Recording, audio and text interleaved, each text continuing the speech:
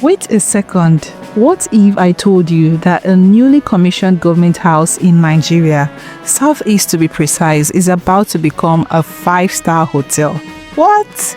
I know your jaw probably dropped like mine just did, but here's the real thing. This isn't a joke, it's the real deal happening in Abia State right now.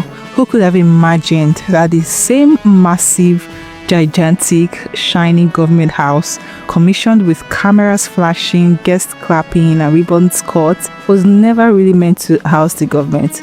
Or maybe it was meant to house the government, but yes, there is a but. Well, according to Governor Alex Otti and his team, what was supposed to be a symbol of progress has now been exposed as a security risk and architectural embarrassment. So here's what's going on. Governor Alex Otti's administration just dropped a bombshell on everyone. That beautifully painted government house structured at Umahia area of Abia State is not safe, allegedly. Well, and it's not secure.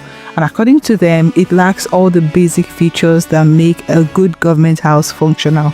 In fact, they describe it as inhabitable. And the craziest part, it was allegedly commissioned just 24 hours before the last administration packed up and left. Imagine finishing a house in a rush just to say, look what we did, without even thinking about who is going to live there or how safe it is. Well, the Information Commissioner, Prince Oke Kanu, went on a tour of the building recently, and let's just say he didn't hold back. He said the structure built under former Governor Ikpeazu had zero security features and is completely exposed to nearby private buildings. That means anyone with a taller building next door could literally spy on the government without leaving their window. Scary, right? So what's the plan now? Rather than waste that huge space, the Alex Otti-led government has decided to flip the script, turn the building into a 5-star hotel, and start from scratch on a brand new government house in a more secure and suitable location. Now, this raises some big questions. Was this all part of a political cover-up, or did the previous government just build it for optics? Or is this just another case of mismanagement that we've gotten too used to in this country?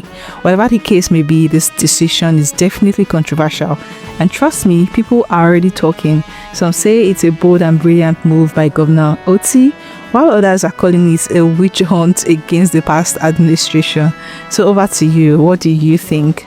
Was the building truly unfit for a government house, or is it all politics as usual?